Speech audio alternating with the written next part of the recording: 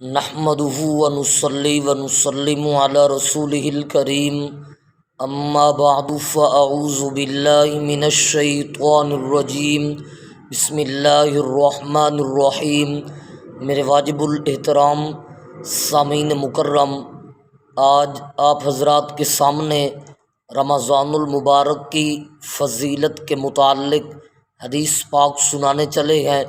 نبی پاک صلی اللہ علیہ وسلم نے ارشاد فرمایا، جو مسلمان بندہ بغیر کسی شرعی عذر کے رمضان المبارک کا ایک روزہ چھوڑ دیتا ہے، رمضان المبارک کے علاوہ باقی ساری زندگی کے ایام اگر وہ روزے رکھتا رہے تو وہ رمضان المبارک کے ایک روزے کو بھی نہیں پا سکتا، جس کا اللہ رب العزت نے رمضان میں مقام بیان فرمایا۔